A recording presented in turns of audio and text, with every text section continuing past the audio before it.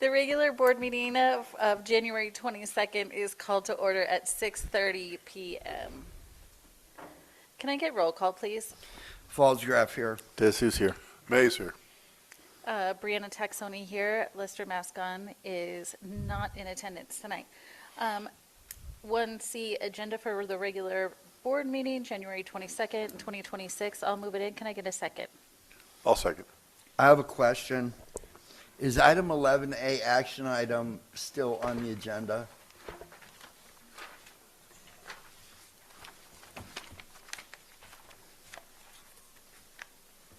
So the item in question is approval of resolution. That would be the one. Is that still on the agenda? 11A, a resolution, Mission Academy Charter School, that is still on the agenda, correct? Thank you. Any other discussion? If I may, an addendum to closed session item 5C, C as in cat, conference with legal counsel, an addition of a pending litigation, compromise and release agreement, number 202-508-1005 has been added. Thank Thank you. you. Call for question. All those in favor? Falls Graf, aye. This is I. May's aye. Brianna Taxoni, aye. 2A, public participation. Do we have public participation? Not at this time, thank you. 3A, closed session discussion items. We may discuss conference with labor negotiators, public employee discussion, discipline, dismissal, release, conference with legal counsel, and/or student matters. 3B, adjourn to closed session. I move we adjourn to closed session. Can I get a second? I'll second. Discussion? All those in favor? Falls Graf, aye. This is I. May's aye. Brianna Taxoni, aye. We are adjourned to closed session at 6:32.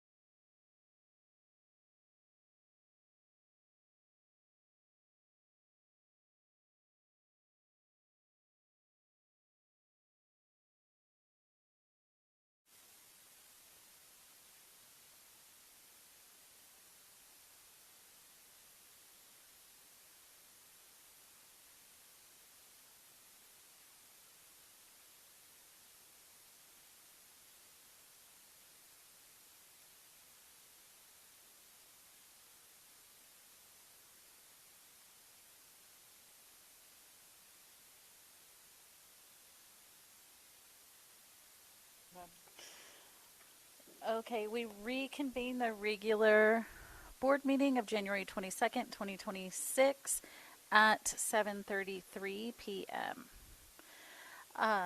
For a flag salute, Mr. Royce Mays, will you lead us in the flag salute?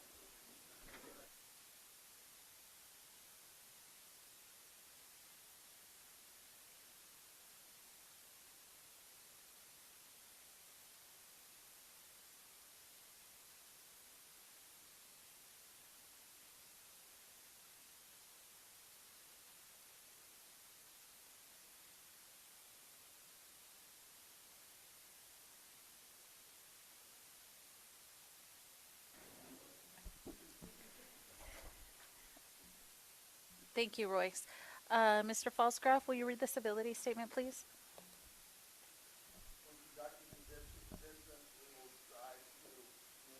Clearly and concisely, with respect for the time of others, listen objectively, carefully considering the opinions of others, understand the counterproductive effects of disruptive, demeaning, and intimidating behaviors, understand and respect district policies and procedures, and maintain a respect for the rich history of the district and efforts of others who have served in the past. Thank you. 5A, report of action taken in closed session. We did have a busy closed session and we had 3 different items. So I'll read those now. Settlement 1, the board accepts the staff's recommendation to approve the compromise and release settlement agreement number 2025-120415 with authorization for staff to execute the agreement. Settlement number 2, the board accepts the staff's recommendation to approve the compromise and release settlement agreement number 2025-081005 with authorization for staff to execute the agreement. Expulsion action. The board agrees to accept the staff's recommendation to reinstate student number 4002234 at AAD USD. Do I need to read out also the vote, the way that we voted?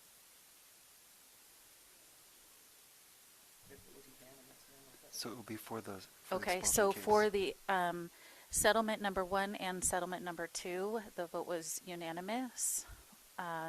For the expulsion action, the vote was 3 yes, 1 no, 1 absent.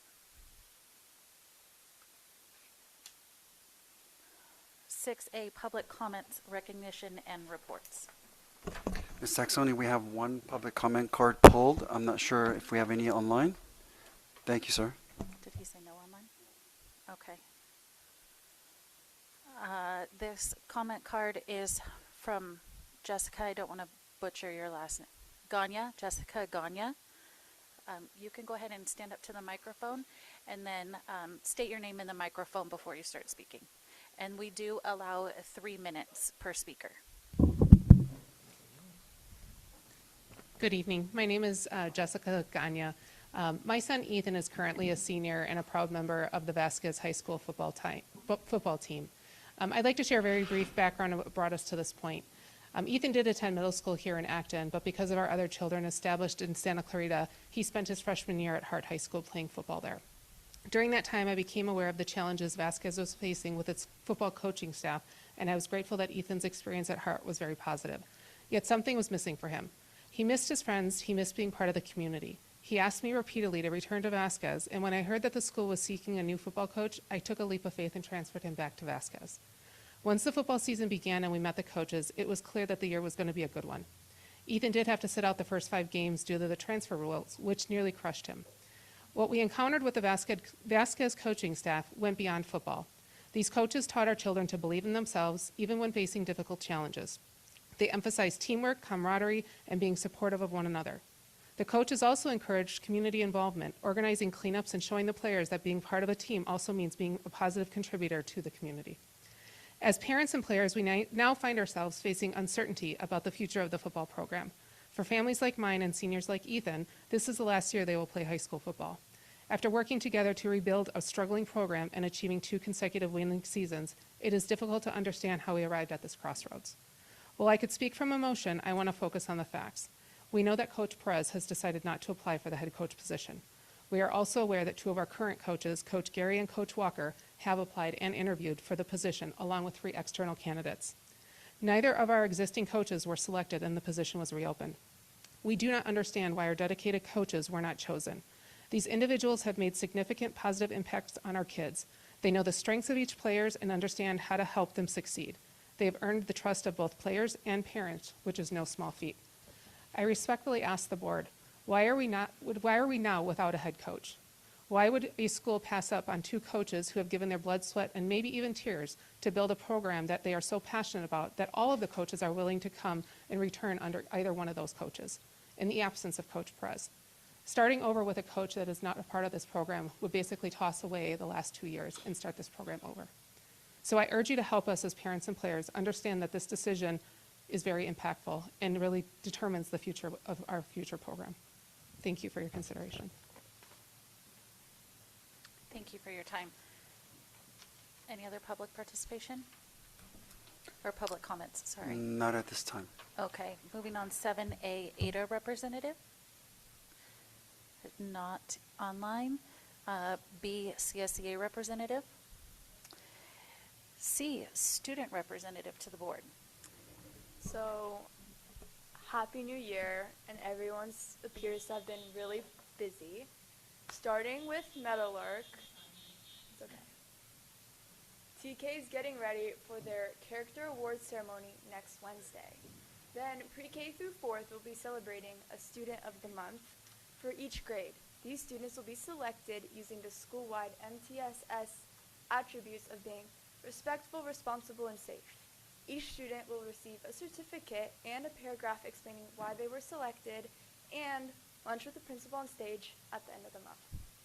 Then, 3rd and 4th grades are beginning to work on practice assessments for CASP testing later this year. So fun. Then, 3rd and 4th grade will be doing lunch activities with Mr. Lewick starting next week. The first activity is dodgeball, and a tournament will be held to crown the championship team. I love dodgeball. High Desert. So, Mrs. Alejandra Vasquez is an excellent member of our High Desert Food Services team. She is very positive and works hard to keep our students fed and happy. Mrs. Denise Seymour, she's a big supporter of students in short-term independent study. Her diligence helps the students and our office team immensely. Mr. Seth Wyant, he supports our virtual speech teacher and our students as an instructional aid. He goes above and beyond to help wherever it is needed. Past events, congrats to Aileen Cabrera for getting first at the VFW and 3rd POS and 3rd in the VFW district in the Patriots Pen Essay Contest. This is a contest that encourages young people to explore American history and their own experiences and express them through writing. This year's essay topic is, how are you showing patriotism and support for our country? Then, High Desert's teacher and staff have been working hard on making sure all students are attending class. The Avid Advisory classes are working towards class prizes for having 15 days of perfect attendance. And so far, we have 5 classes that have met this goal last semester, and 33 students with perfect in-person attendance for the entire semester. I don't even have that. And in partnership with our food services, 68 students earned pizza with the principal for second quarter perfect attendance. The after-school tutoring program has expanded to 4 days a week for an hour to support students' academics. Thank you to Mrs. Cup and Miss Rana for their support in making tutoring possible. Upcoming events, High Desert recognizes students for attendance, athletic participation, iReady Math and English, reading growth, and academic success in the first semester. 5th and 6th grade awards were this morning, and 7th and 8th grade awards are tomorrow morning. So congrats to all the students and teachers who have survived first semester. We're excited for High Desert's annual dodgeball tournament, which will be held tomorrow at 6 p.m. This is the most popular, most competitive event of the year. We're looking forward to a great turnout, and hopefully, maybe, the board will join in and maybe join a game. The next is the Mental Health Parent Workshop, which is Monday, January 26th at 8:30 a.m. The topic is emotional intelligence. Then, January 28th, the 8th graders are super excited to attend the Vasquez Roadshow and seeing what Vasquez has to offer. Next, Friday, January 30th at 8:30, the amazing counseling team will be hosting a workshop on raising resilient kids. Topics included will be navigating phone use, friends, and choices that middle schoolers make. We're very grateful for our team and for providing great opportunities to support our middle school families. After that, on February 5th at 6 p.m., will be the district spelling bee. Both Meadowlark and High Desert had class spelling bees, and the top 4 of each class will attend. Then, whoever wins the district spelling bee gets to go and compete at the LA County Spelling Bee March 18th. So good luck to the students. Athletics, both varsity soccer teams that had tryouts last week started practicing this week. Games will start mid-February. JV girls soccer and JV boys basketball are in the middle of their season and they're doing well. Championships will be at the end of February. Now Vasquez. The week of December 15th, students completed much anticipated final exams. Many finals were projects that reflected our creativity, our problem solving, and engineering skills. On December 14th, our visual and performing arts students attended a performance at the Canyon Theater Guild. Then, on January 20th, students had the opportunity to tour College of the Canyons to support their post-secondary planning. January 28th, we're very excited to host the 8th grade roadshow. We've been working really hard on planning, and we hope to welcome the future Mustangs. Also, January 28th at 6 p.m., we'll be hosting a parrot night for the incoming 9th graders. January 30th, the Visual and Performing Arts group will be taking a field trip to the Lancaster Performing Arts Center to deepen their exposure to performing arts. Athletics. Both soccer teams are halfway through their season, and it's looking like both teams are going to make it to playoffs, so congrats to them. And the girls' varsity basketball season is almost over. There's only a few games left. It's been a very big rebuilding year for our girls' team, and because the team is very young, so the next few seasons should be very promising. Boys' varsity basketball has been having a great season, and it looks like they're already ready and qualified for CIF playoffs, and they're going to play for league championship on January 31st, so that looks so fun. If they win, this will be the first time in Vasquez history that our team has won back-to-back league championships. New canopies were installed in our quad, providing additional shade for students.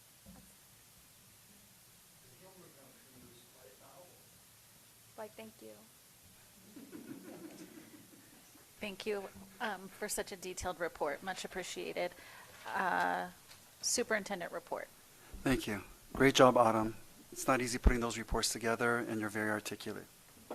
Tonight, I'll focus on only one goal, Goal 1, student achievement.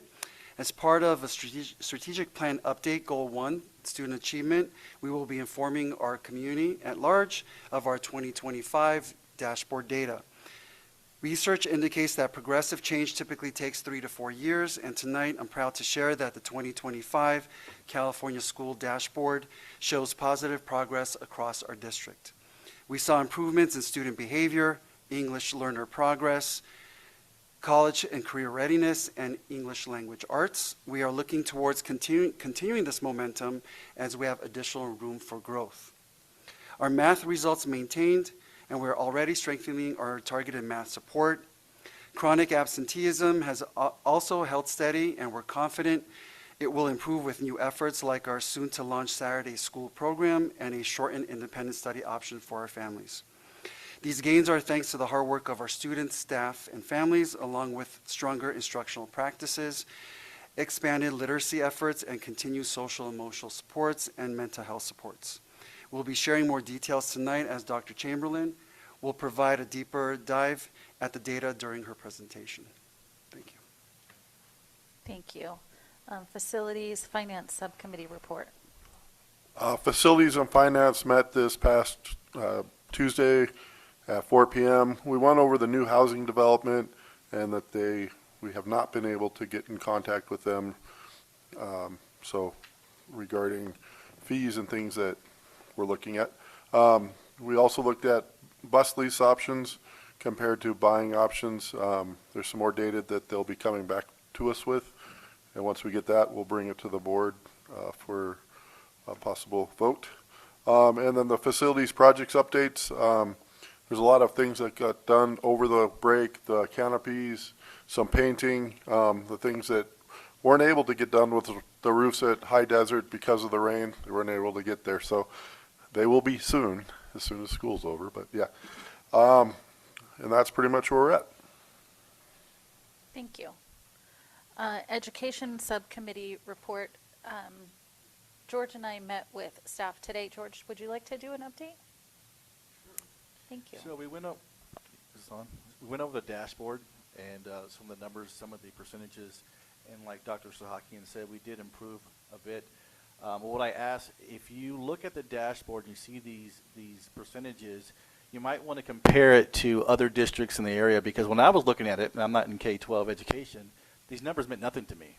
Like if you're saying we're at 27% or 30% in reading, that's good.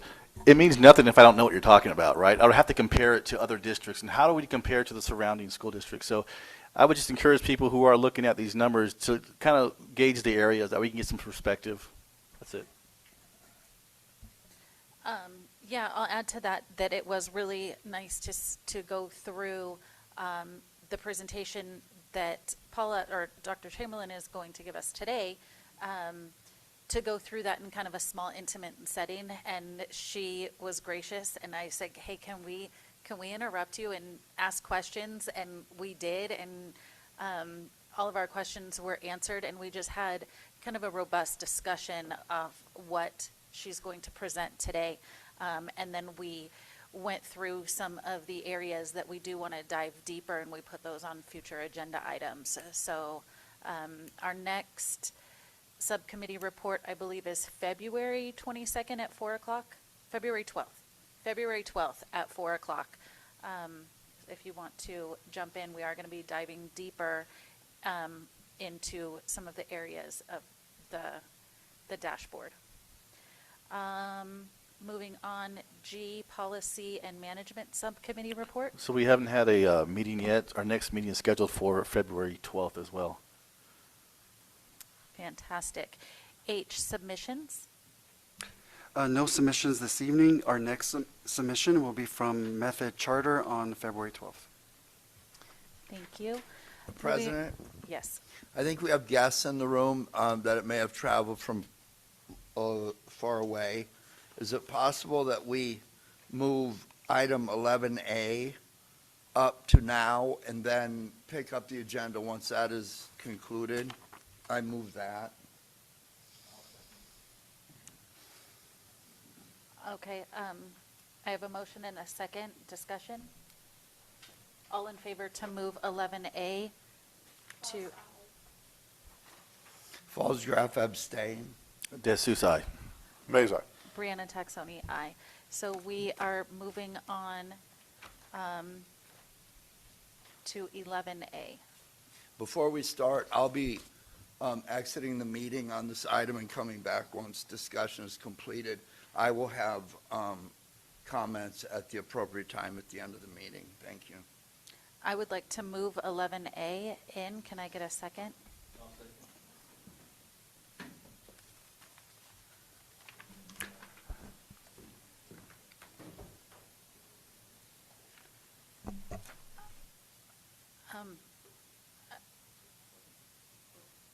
Okay, sorry, one moment.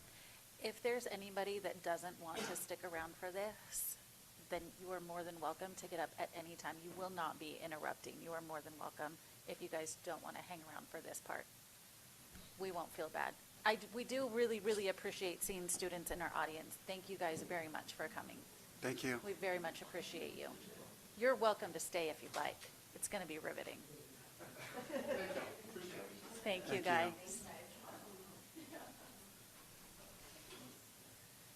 We have one proud student in the audience.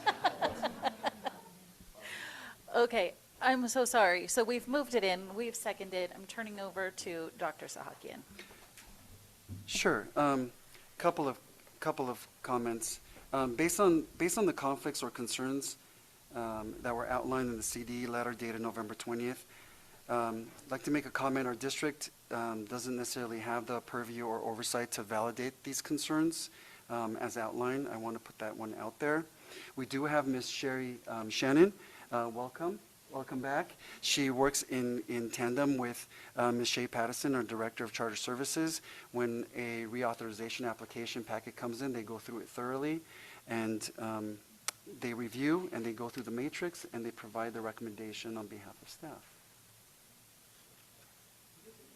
Sure. Thank you, Ms. Shannon.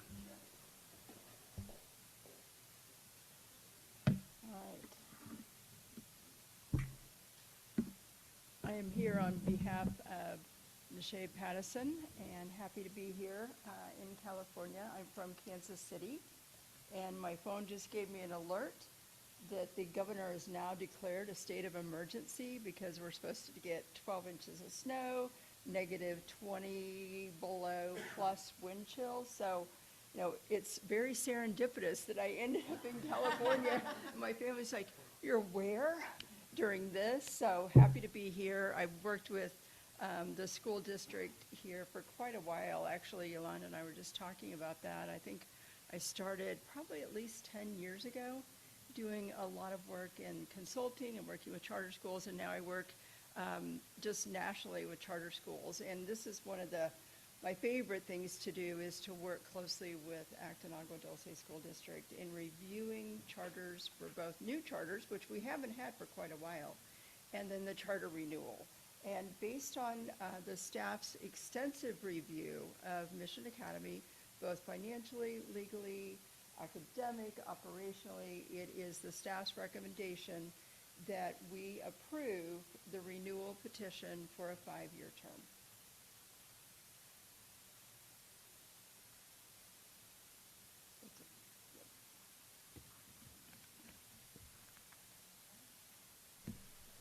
That's it. Thank you.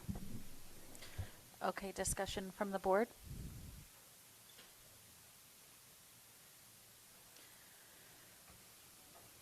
I don't have anything. I do really appreciate hearing from outside people that are experts in the area, because, you know, Lord knows I am not an expert in this area. I was actually really looking forward to hearing what Ken had to say, any comments that Ken, because I feel like as far as our board goes, he is really, really well versed in charter schools. Those are my comments. Is there anything else, or can we vote now? Okay, hearing no more discussion. Call for question. All those in favor? Jesus, aye. Meza. Brianna Taxoni, aye, with 2 absent. Does anybody know where Ken went? We can tell him that we're done. I'm going to go ahead and move on to, we're going to move back in the agenda to 8 consent agenda. I'm flustered. Approval of consent calendar items 8B through 8G. I'm going to move that in. Can I get a second? I'll second. What was that? Sure. Yeah. So Ms. Van Ornum's trying to get Mr. Falsgraf back in. We have 3 board members, so Okay. any changes or discussion? I motion or a second? Yeah, sorry. Okay. Dr. Sahakian? There are no changes, but if there's any questions for any of the contracts in particular, I'm happy to go ahead and address them.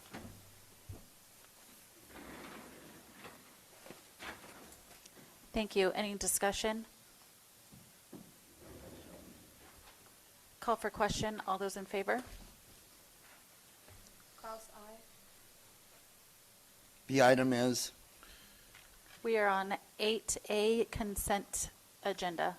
Can I pull number, or letter, I want to know about the signing books. Can we do that? The purchase signing naturally, the subject G. Yes. Okay, we'll go ahead and pull subject G. So now we have moved in. I moved, George second, for item B through F. If there's no more discussion, we will vote on item B through F. Klaus, aye. Falls, Graf, aye. Jesus, aye. Mays, aye. Brianna Taxoni, aye. Okay, I'll go ahead and move in item G. Can I get a second? I'll second.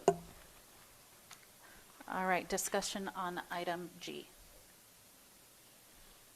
Can somebody tell me what this is, who it affects, how many kids it affects? Is this part of a settlement for a sped case? What's prompting this along? No worries at all. So we are excited for High Desert in introducing a new elective to their students of American Sign Language. Teacher Miss Mallory Pardis. She's the teacher who stepped up to the plate, so thank you, Miss Mallory. This will be for a contract for 30 textbooks, not to exceed $3,500 for the new ASL elective at High Desert. So thank you, Ms. Van Nornum, for that creativity and for your staff for stepping up to the plate. We look forward to this elective. Thank you. Perfect for someone who has a child who is deceased who never said daddy in her life. This is very important. You have no idea. Thank you. So I have daughters that have taken ASL at the college level. My daughter's studying to be a sign language interpreter, and they use these exact textbooks. So to have this program and that textbook at the junior high level is crazy. That's awesome. It's really exciting. When Dr. Sahakian and I were going through the agenda prior to this meeting, we had discussed how great this would be at the high school level. So at some point moving this into the high school level where they're getting high school credits for that, that would be fantastic. I love that it's coming to our district at all. That's great. And then just moving that up one step to high school. Fantastic. Cool things for our students. So we'll go ahead and vote if there's no more discussion. All those in favor for item G. Klaus, aye. Falls, Graf, aye. Jesus, aye. Mays, aye. Brianna Taxoni, aye. 9A, Personnel Report 25-26.08. I'll go ahead and move that in. Can I get a second? I'll second. Dr. Sahakian? No changes to the PAR for this evening. Thank you, Ms. Taxoni. Thank you. Discussion? Hearing none, call for question. All those in favor? Klaus, aye. Falls, Graf, aye. Jesus, aye. Mays, aye. Brianna Taxoni, aye. 10A, LACO 2025-26, Notice of First Quarter Results of Site Visits, Reviews, and Uniform Complaint Data. Dr. Sahakian? Yes, thank you. So this report contains results of all reviews at all of our school sites from July through end of September of 2025. We have 0 findings for instructional materials or inefficiency of instructional materials, facilities, as well as teacher vacancies or missed assignments. Thank you. Thank you. Any discussion? Yeah, is this the same report as the one I was reading where they had the facilities inspection? Is this the same one or is this something different? It's actually separate, Dr. De Jesus, so we'll get to the facilities agenda item, and there were some findings there that I'll elaborate on. Okay, Thank you. Okay, hearing no more discussion, we will move on to 10B, California Dashboard Presentation 2025. All right. As I stated earlier in my report, we're excited to present the 24-25 State Assessment Data Overview, celebrating our progress and work to be had moving forward. And with that, I'll call Dr. Chamberlain, our Director of Ed Services. Thank you.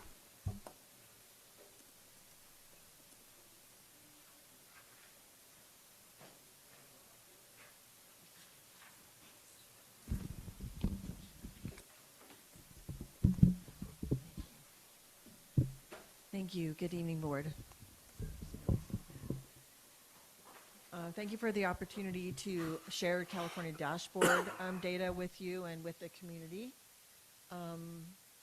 I will begin with our, can you guys hear me? Is it okay? Okay. So we're going to begin with our completion rates. For our CAS BLA, we had a 97% completion rate as well with our math. Our CAS, which is our California Science Test, we had a 98% participation rate. In our LPAC summative, we had 99%.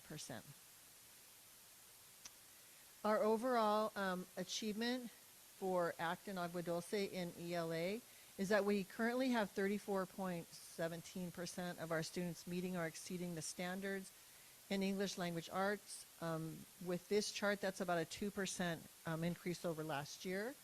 In mathematics, we remained about the same with 19% of our students meeting or exceeding standards.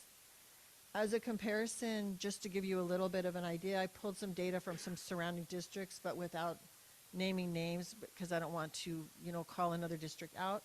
But some local districts, as a comparison, their ELA was 21%, which we came in at 34%.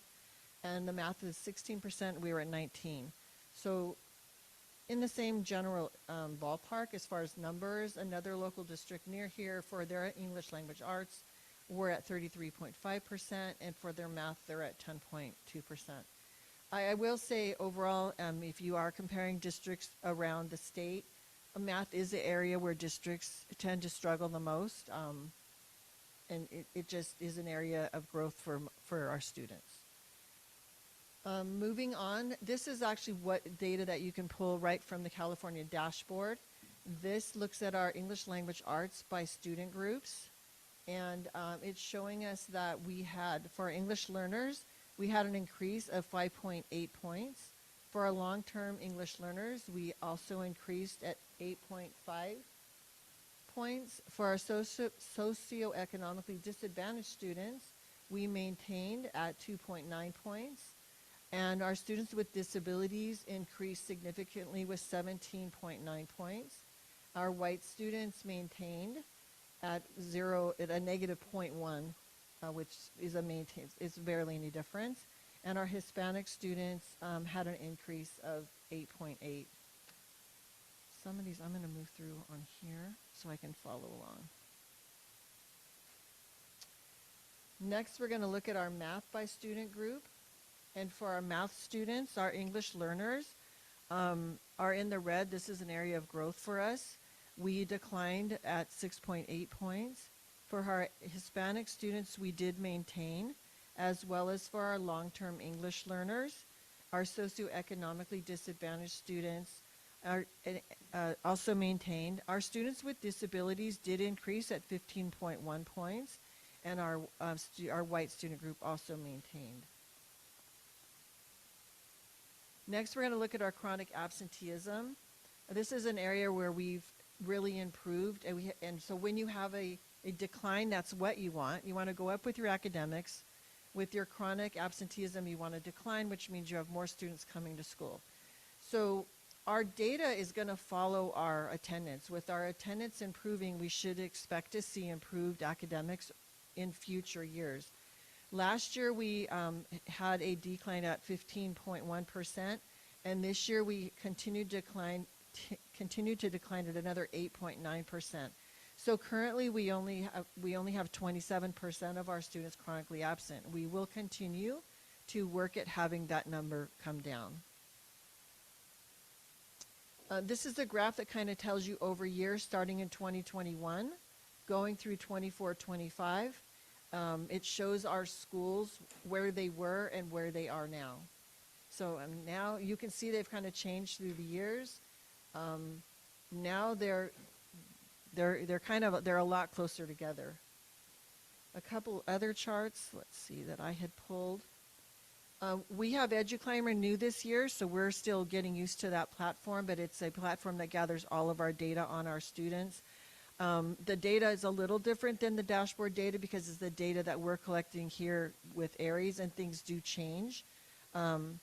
So you can see the darker blue is from last year. The first, it's very small, but the first bars are High Desert School. So they have decreased. You can see the blue has come down. The middle one is actually Meadowlark. They actually had the biggest decrease. Again, they also had the highest absenteeism rate. So it's really great to see that they've come down close to, they're just a little bit higher, but they're closer to High Desert, which is great. And Vasquez now has come down a bit, but Vasquez is an area where we really want to focus. And I will say that our site leaders and our in leadership teams at our sites really work on this a lot, and they tend to be a bit competitive. So it'll be interesting to see how we work together, with all three schools to bring those numbers farther down and have more kids attending our schools daily. And so this is let me go one more here. This is showing you the chronic absenteeism rate by month, which you can see that the lighter blue is a decrease for every single month this last year compared to the year before. I think the thing that's really interesting is there's some consistency around that, so we don't have any huge months where it's going, it's gone up a little in the middle. The way we really use this data, though, is that we look at in the past where we've had higher incidences of absences, and we really try to make sure we're reaching out to parents, and we're putting things out in our weekly newsletters to support families, and often making calls home to find out if there's things we can do to support. The next section for us is our English learner progress. In this area, for all students, we are in the blue, which is the highest level. We have 65% of our students making progress, and that's an increase of 25.2% of our students. Our long-term English learners are in the green. We have 60% of our students making progress, and that's an increase of 5.1%. Continuing with our English language progress, we have, wait a second, did I put that in there twice? Let me go back one. No, I just read it twice. I'm going to go forward. We'll go forward to our I think I hit the button the wrong way. We'll go forward to our suspensions rate. This is another area that we want to see a decline. We are in the green with a decline of 2.2%. And further on our suspension rates, the only group we have for, reporting in the orange is our homeless group, so that'll be an area of work for us where we're reaching out to families and looking at the suspension data to find out what are the reasons kids are being suspended and see if there are things that we can do by reaching out to families and supporting families and the students so that we can find ways to keep them in school and behaving. And there you go. Now you can hear me better. But overall, the good news is we are green for all of our other student groups, our English learners, our Hispanic students, our long-term English learners, our socioeconomically disadvantaged students, students with disabilities, and our white students. And for our graduation rate, so we have two slides here. On the left, what you're seeing is what was reported to the dashboard, which is showing at 93.7. Our local data shows we actually have 100% graduation rate. We had a late graduate, and we just had a miscommunication with our CalPADS data, but that we did have 100% graduation rate for, I believe, the 4th year in a row is what we were discussing. Yeah, we're pretty excited about that. We are grateful for our kids and our counselors and our leadership team at Vasquez High School for really working with our kids to make sure that they get all of the classes that they need. Our credit recovery, which is through our SLS program, is also has a big impact on making sure that if students get behind, that we can provide academics to catch them up. And the college and career readiness is a new indicator. We are in the green in this area. We have 45% of our students prepared through the college and career readiness indicator. That's an 8% increase. And this shows you the bar charts over from 2019. You see a gap because of COVID. There wasn't data presented. 2023, 2024, and 2025. And you can see in the purple, those are students that are prepared. The blue is students approaching preparedness. So we have pretty much flipped that chart since the beginning. We have almost 75% of our students prepared or approaching prepared, which is really great. And just, I think I went the wrong way again. Thank you for the clicker. I need to learn how to use it. And a question I wanted to make sure that I addressed is, because the College and Career Indicator is a new metric for us, I wanted to just share with you a little bit about what metrics students have to meet to become college and career prepared. One is to have a level 3 on the Smarter Balanced Summative Assessment. So as we continue to do better year after year, that also will have a positive impact on our College and Career Indicator. Advanced placement courses, college credit courses, or CTE courses, the State Seal of Biliteracy, students meeting University of California and California State University requirements. That's the A through G requirements, as well as CTE courses. They can meet these metrics through either one of those. And then the approaching, they meet 3 of those categories.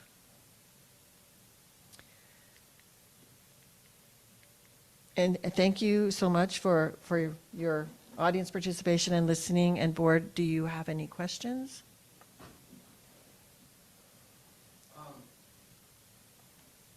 To the court's comments a little bit earlier, these colored charts are ridiculous. They don't really say anything about anything. So, for example, if you're Palmdale School District, how much Title I funding do you have?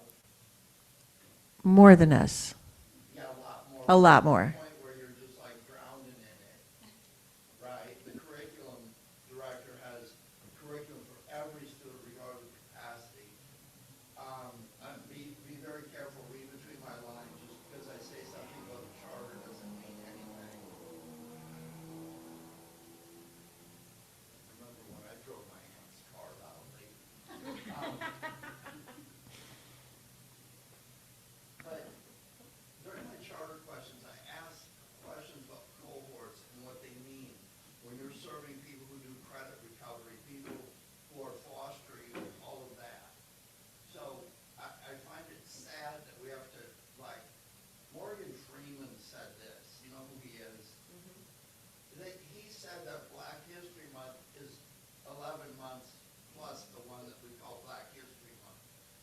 So it's really convenient, we have to pick groups of people and isolate them and compare them by how they look or where their grandpa comes from or something. It's just ridiculous. So no insult to you, I understand somebody up at the state level who thinks that they control my life, wants this stuff and somehow it means something. And we can spend the taxpayers' money analyzing this instead of giving the money to kids' education. But what I'm interested in is the numbers that say the kids that come to our school that are in the cohorts are improving, and the reason is because of the way to get kids into school even if they're at home sick, and it's all measurable. So congratulations, but don't take it personally. This is just ridiculous. Well, I always want to say, this is one day. This is a test that I take on one day. The local data that we'll present later, our iReady data and our other local data, really gives us the growth data that we see on the ground. That is the data that's being, between the teacher every day and the students. I hope that today So, is not my test day, I'll tell you that. understood. Thank you for adding those slides. I appreciate it. Yeah, you're welcome. So every year when we talk about this state testing, I say, I know that we have kids that go in and just fill in bubbles, click buttons. I did when we took the CTBS test, and I never, ever took it seriously at all. I would draw pictures with my bubbles down my Scantron. Never took it seriously. That was a detriment, and I, as a student, did not understand the implications that my one test had on our school. So when you have a small school environment, when you have a big school environment and one kid does that, it doesn't mean anything. When you have a small school environment and one kid doesn't care and just writes whatever they want, it has big implications. I really think that if all of our students actually applied themselves during this testing time, our numbers would be probably in the 50s, 60s, 80%, because we're just not trying. We, meaning me, aren't trying. I didn't try at all, ever, not 1 year. I don't remember ever taking it seriously. So that's how I know that kids just don't understand the gravity of what they're doing. Some kids do, and they do great, and let's honor those kids, but we should always be thinking of how we can get kids to take this test seriously. Trying different avenues of like just really letting them know that this test is important. And then also, I don't care about I don't care about the numbers. Really, I care about what our kids are doing, and our kids are doing fantastic. You see it on our local data. We're not Absolutely. going to see it on this. And when we are comparing where you live and how you test, that's crazy. Like I don't care that you live in a mansion or not in a mansion and how that differentiates the way that you test. I think that is rather rude how we do that, but that is the state that we live in. So also can you go to the, I wrote CNC indicate, the college and careers metric? That. Okay, so to be prepared, you have to make all 5 of those, or a certain, like It's 4 a- out of the 5? No, or- you have to make certain metrics in each one, and it's a mix. Like for the Smarter Balance Summative, it's a level 3 for ELA or math. But for AP, it's like you could have 2 classes. You have to. I could put there. It was way too much to put on a slide. Like under AP, there's like 3 different ways to get the AP one. Under What college, about- under college and college credit courses, there were a number of ways get AV and other colleges, and the counselors work with the schools, and the kids get the credit that way. But there's several ways under college credit courses that you can get college to meet that metric, or you can meet it through the CTE courses, which we have here at school. So that's how we have kids making that. The state seal of biliteracy is by obviously getting that, earning that award. And then the A through G requirements, there are like a checklist of A through G requirements. Like, so when you go and you're enrolling, you know, it's an enrollment process that if you've met these classes with a C or better, those are considered A through G. Our academic classes at our school, if you're going through the regular classes and taking the number of math classes, which is above what we need for graduation, if you're going through that list, you can be, all of our courses are A through G approved. Like, we're not teaching kids lower than that rigor. So specifically, all of those 45 kids that are prepared meet the state seal of biliteracy requirements, or because that's like I've looked at the state seal of biliteracy requirements, and that's So really that's hard. a really I'm good gonna question. like jump up and down. I don't That's know. fantastic. 45% definitely aren't, because we don't have that many kids doing that yet. Okay. And we just added that. So that's a really good question. I wish it was just too much to put on a slide. Yeah. I'll go back and look at that, because I'm kind of curious too, because I wonder if it's 3 of 4, because everyone's not doing that one for sure. The Smarter Bounce one, even the AP, it's a combination of the metrics. So do you want me to send you that information just so you can kind of, Would you mind adding this to an ed subcommittee meeting? I'll add it to the Is that next okay? one. Yeah. Do you have the data for the dumber, unbalanced summative assessment? No, but I can work on that if you like. Would you mind adding that? That would be great. No, I And then will. we can Yeah. just move And on, we and can anybody kind of that dig wants that into that a little information bit. can jump on that. Absolutely. Cool. Yes. So we'll go ahead and loop, because Ken has a lot to say. No, I'm just looking at this thing that comes up with this. You're a student, do you know what that means? Perfect. Let me put you in the orange box. Do that, dude. How often do we have students taking advantages of taking courses at a community college? Do you see a high number, or? I don't have the exact numbers. I can get them for you. Our counselors could probably give you more of an exact number. We have a lot of students that do. Okay. And we still have an active dual enrollment contract with AVC. Yeah. Because I We- had a student from a high school in my criminology course at AVC, and they were number 1 in the course.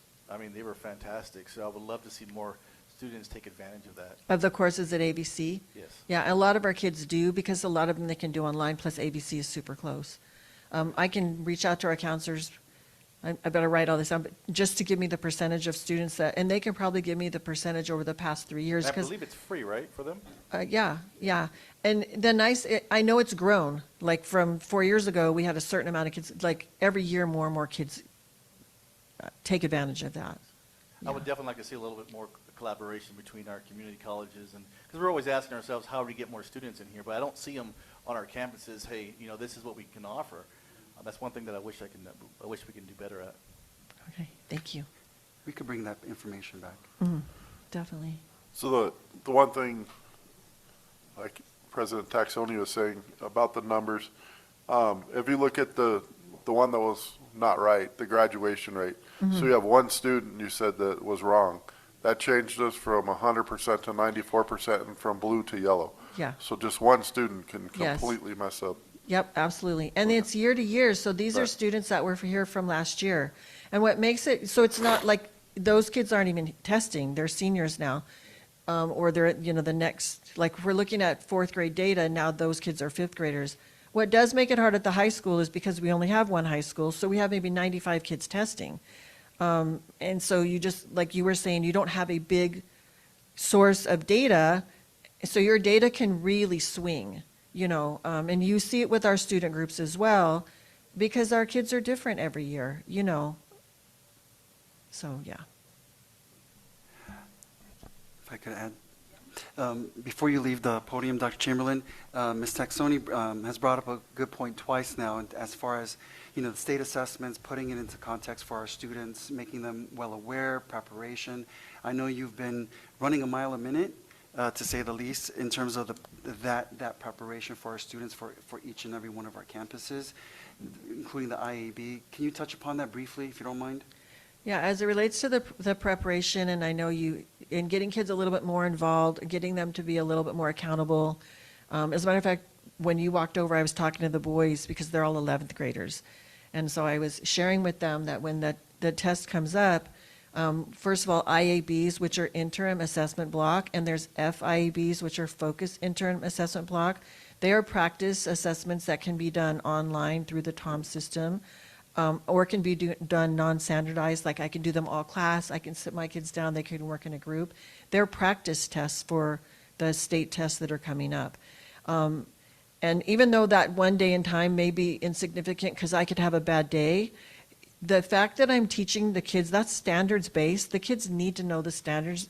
Having them, the more that they know when they graduate, the more prepared they are. Whether the test reflects that or not is definitely questionable. But we really do want kids to understand that it is a high stakes. It does help prepare them, and it also just helps us guide our instruction. So teachers will be using the data that comes back from the IABs and the FIABs to say, okay, this is an area of growth for our students. They'll be sharing that data. Hey, students, this is where we are. This is what we're going to work on. So students are doing their own goal setting, and then they'll be retaking the assessments. Again, we'll be doing that practice up until we do testing later in April.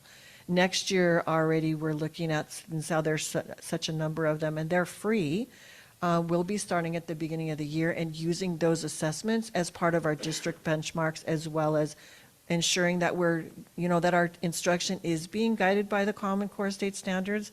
That is really the guide for instruction for our students, and when we're doing that, we hope to find them more well-prepared for secondary education or careers, whatever they choose. Thank you, Dr. Chamberlain. Thank you. My last comment, you can say thank you very much. Thank you very much for such a thorough report and for answering all of our questions earlier today in the Ed Subcommittee meeting and now. Of course, it's my pleasure. I do love this stuff. Yeah. It has pluses and minuses, but it's useful. Thank you. The last comment that I'll make is about the ASL that we're bringing, and then also our high school students taking college courses. My girls both took ASL 1 and 2. They took ASL 1 in a winter session at COC, so it was 4 weeks. They received 3 college credits. They received 13 high school credits, and then when applying to the CSUs, that one ASL class, ASL 1, counted for both semesters of their language. So a winter class, 4 weeks, counted for 2 years of language when applying to college.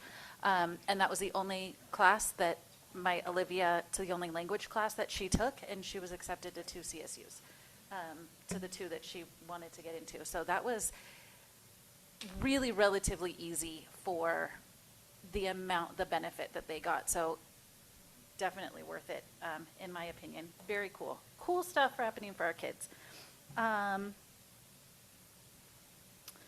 So we are moving on. 11, business services. We already voted on A. We'll go to B, approval of KHN Financial Consulting Services Agreement not to exceed $42,000. I'll go ahead and move it in. Can I get a second? Thank you, Ms. Saxoni. As we're in transition with Just our opening. Assistant Superintendent of Business Services position, we do have existing reports and projects that are still pending, such as the 24-25 internal audit for our budget from last year, the completion of our LCFF budget, Medi-Cal billing reports, and the list go on. Requesting approval of the attached contract through the end of this fiscal calendar, June 30, 2026, not to exceed $42,000. Thank you. Discussion. I find the consultant to be highly competent. Thank you. I can't get my computer to turn on, but earlier, when I was looking at this contract, there were 2 dates on there that were not complete. Have those been completed, or can we fill in those dates before this contract gets signed and voted on? It's possible it got changed because I can't pull it up, so. Yes, we have term of the agreement commencing January 1st, 2026, terminating June 30, 2026. Okay, so where it says term of the agreement, that's actually in our, the contract that's in the minutes says January 1st, 202, and terminating June 30th, 202. Okay. We'll take a look at that. What I have as a printout indicates, thank you again, Ms. Taxoni, January 1st, 2026, ending June 30, 2026 in my printout. Okay. We'll make sure that that is corrected if there's a glitch as part of the electronic attachment. Thank you. Okay, so just to be clear, we are voting on 2026 in that contract. Any more discussion? Hearing none, call for question. All those in favor? Klaus, I. Fallsgraf, aye. Jesus, aye. Mesa. Brianna Taxoni, aye.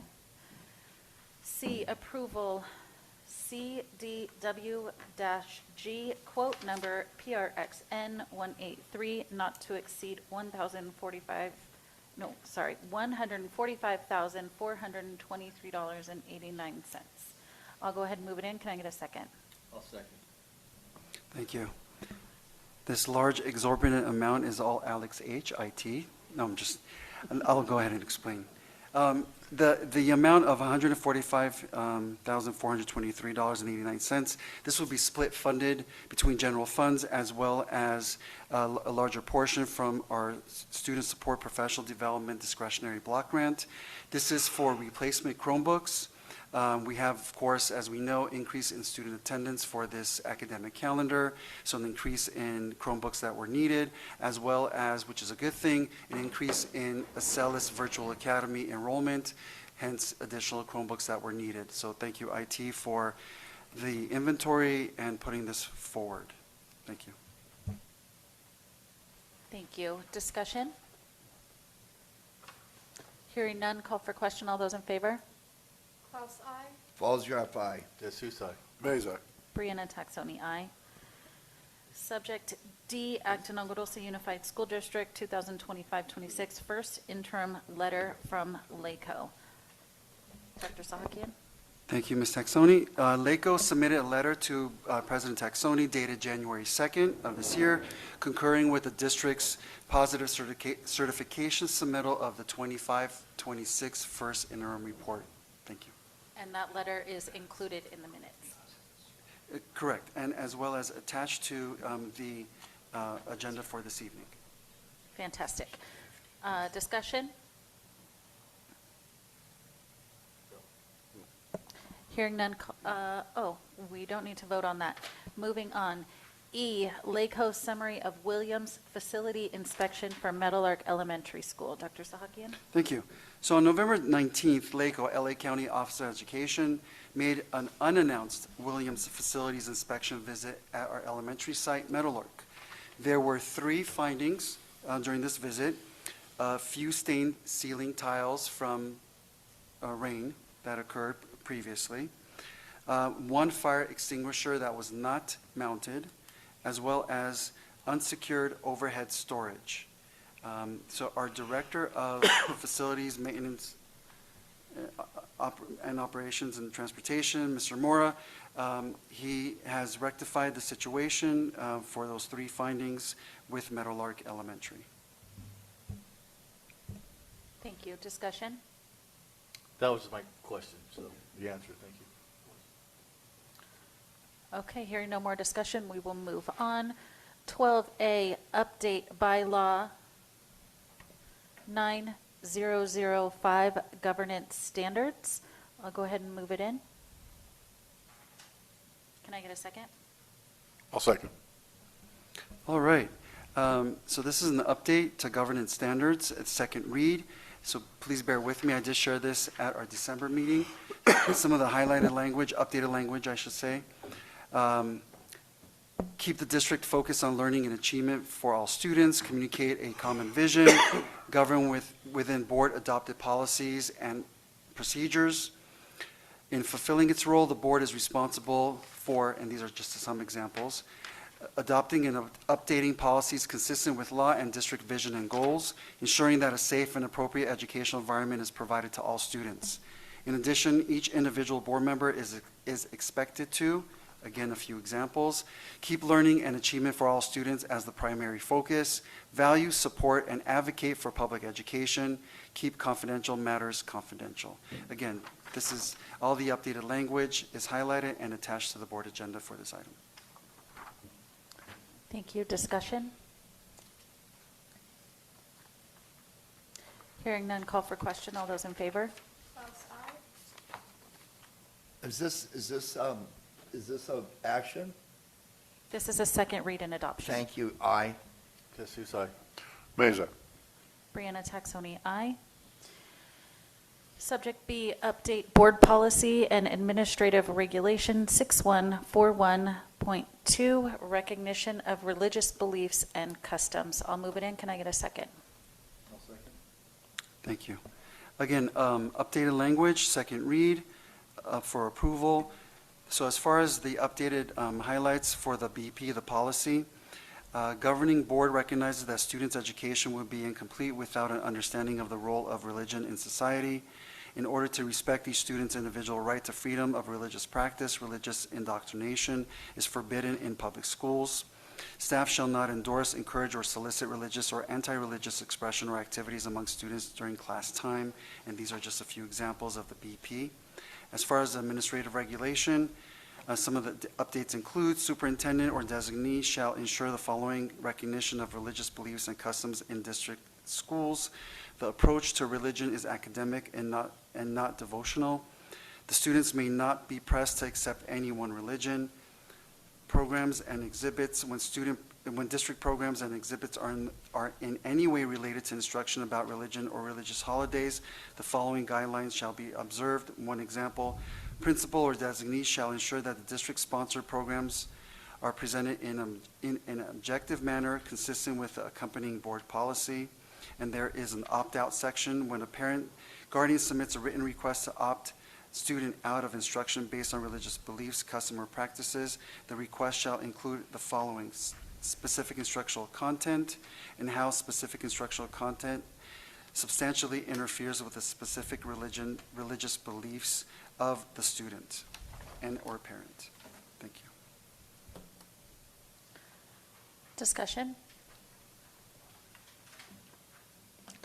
Hearing none, call for question. All those in favor? Klaus, aye. Fallsgraf, aye. Jesus, aye. Mesa. Brianna Taxoni, aye. Moving on to 13, board comments. Okay, settle in for a long winter's nap. So I'm going to keep this at a level of all groups that I'm talking about. When I started on this board, there was a meeting in March, I believe, would be 2016, and there was a charter up here, and I asked the same questions that the district attorney in San Diego posed in an indictment, and this was before AI, so they couldn't. I'm vain enough to think that if I ask a series of questions in a meeting and somebody writes it about it in the newspaper, and 4 days later I can get a summary of it on the internet, and then mysteriously 10 days later I get a statement from a state. That means I can get the state to do whatever I want. Think about the power. I'd start with potholes, not charter schools. But I asked the questions. You should really find this meeting, because I had a couple board members taken after me, and it was ridiculous. And these people were indicted for stealing $80 million, and it would be very interesting if you looked at what the associated documents to that meeting were about, and to see what the legal firm who was representing the district at that time, what their recommendation was that night, and how the board voted, and what my vote was. So I think if a couple more would listen to me, we'd have saved a lot of court costs, we would have snuffed a lot of problems, and I would have saved money not buying cartons of cigarettes to go sit down in the courtroom, and as the people walk by me that lied to me right there in handcuffs, I'm trying to hand them cigarettes so they had something to smoke while they were in jail. And then I sped all the way up here, police officer, I'm making confession, and Tim Jorgensen pulled me up on the stage the minute the music began for the graduation of our students that year.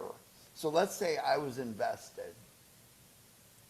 So I think the LA Times said that, from the way they put it out there, because apparently the state is what the newspapers say. But my campaign was this: we reduced fiscal dependence on out-of-boundary charters.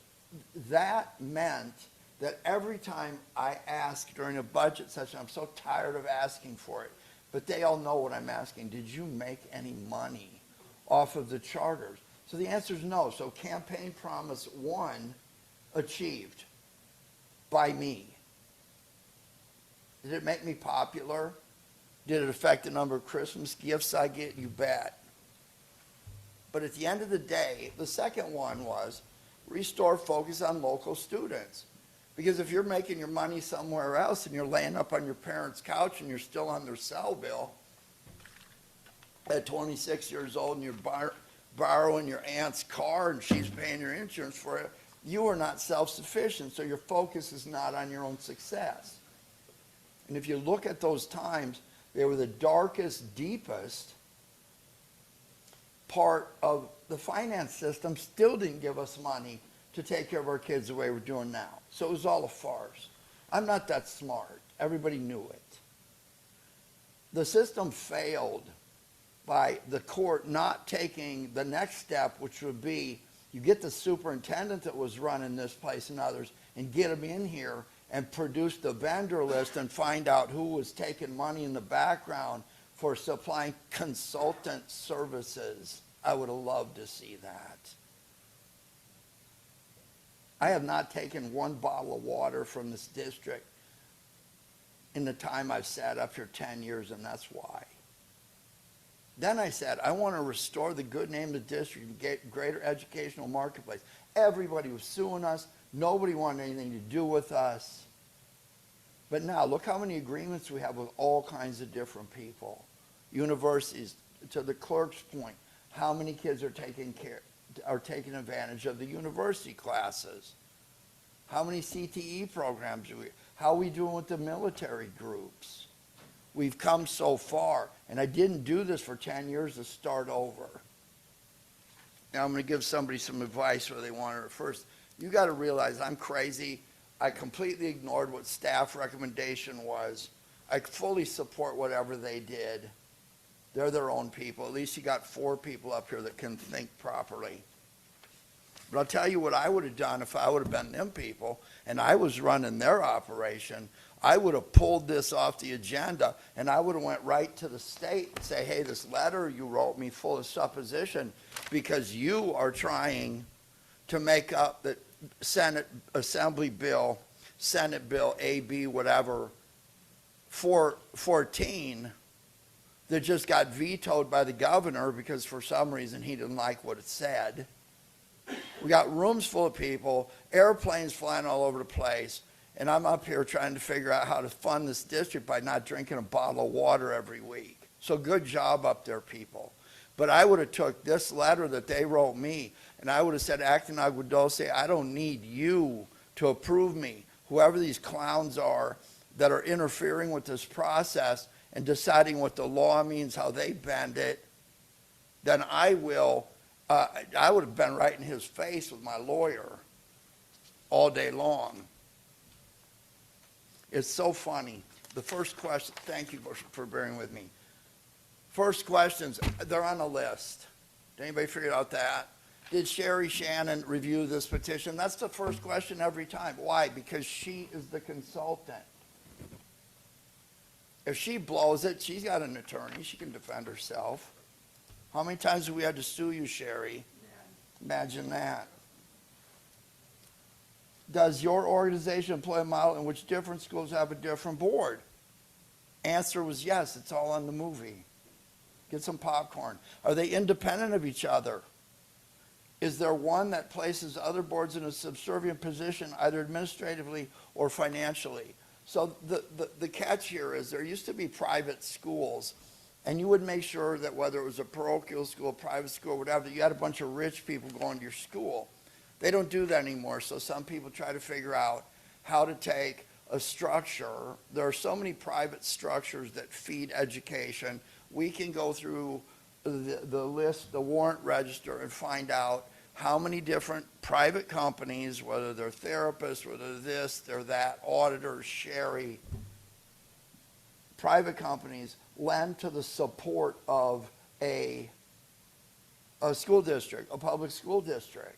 Sometimes you hire consultants, interim superintendents, whatever. It happens all the time, but for some reason, you can't do it if you're a charter school. That's kind of interesting to me. Are there any positions in the organization that are duplicative in function that are held by one individual that amasses more hours that could be provided by that individual working during a normal week? What that means is, am I getting a salary to be a superintendent at 14 different schools at full ride salary? I asked all these questions. The next one that comes in here is going to get the same thing. If they don't know what I'm going to do, I can't help them. It's the same thing. Then I get, and if you lie to me, I have shown good faith effort. But this petition that came forward, the staff, understand this, it's very narrow. There are certain things that are in the agenda tonight. There are questions. The staff just can't go, oh, I want to ask this question. I'm actually asking questions I'm not even supposed to be asking.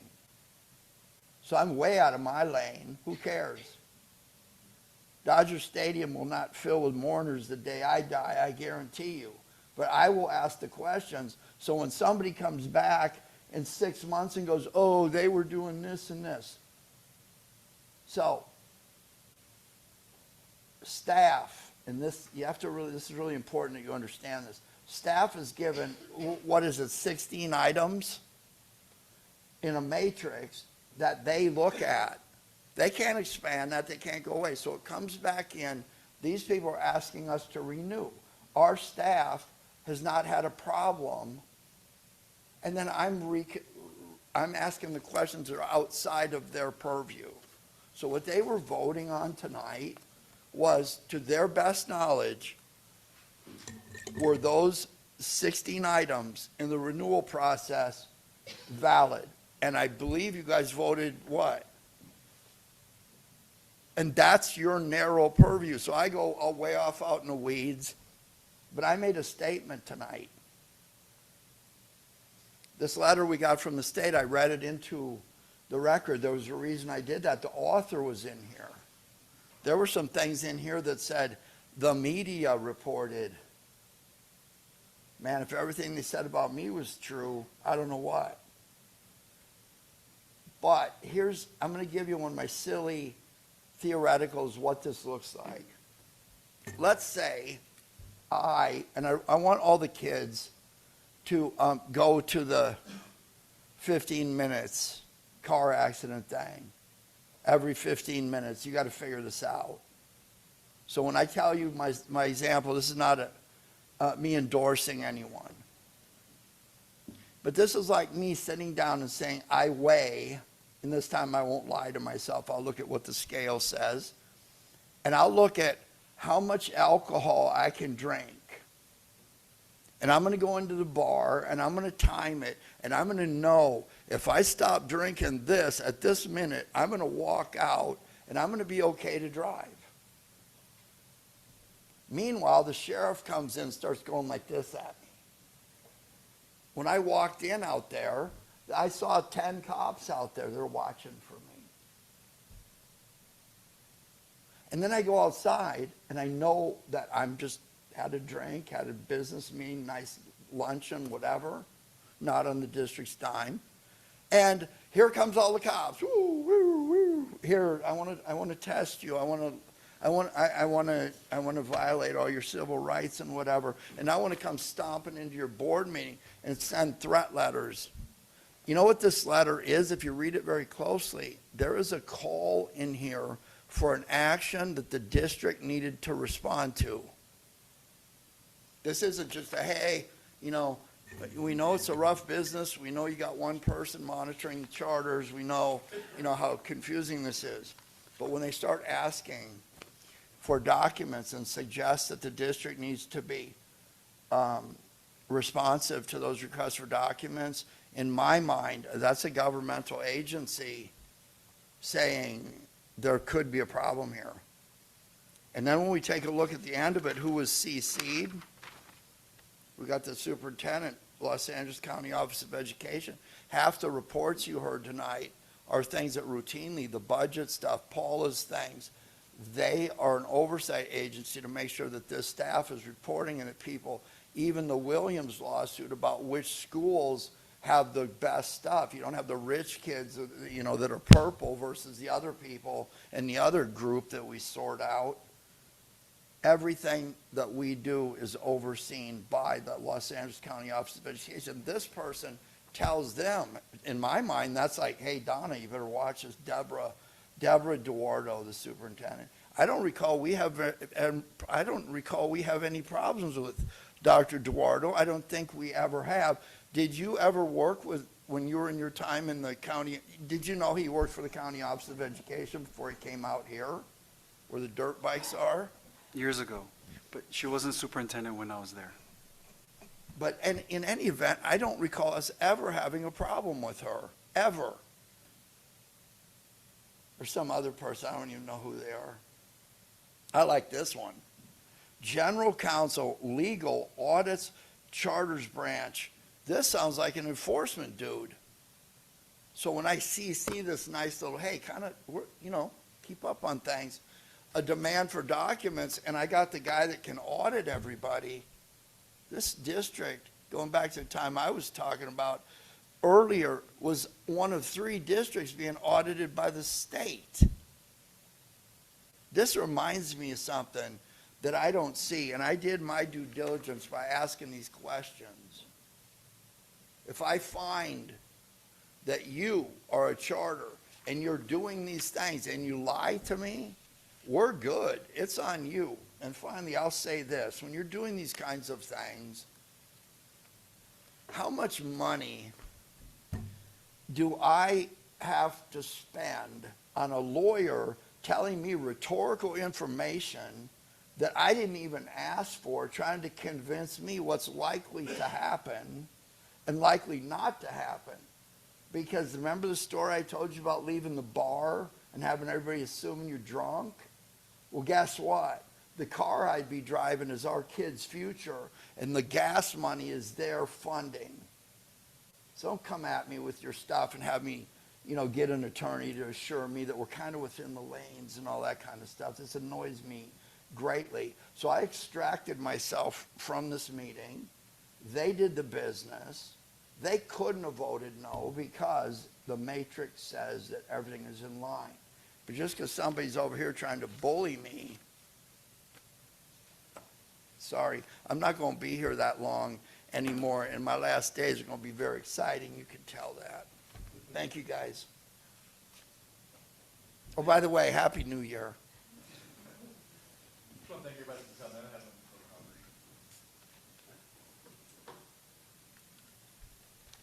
coming.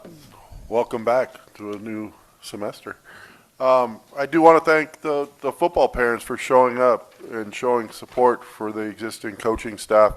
And I think that we need to seriously take consideration of what they're talking about and go from there.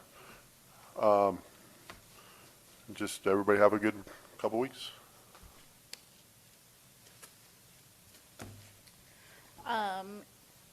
Definitely Happy New Year. Welcome back for the start of second semester. This, in my opinion, this is the busy time. This is the time where we're already working on wrapping up the year. We're working on promotions, graduations, making sure everybody's where they need to be.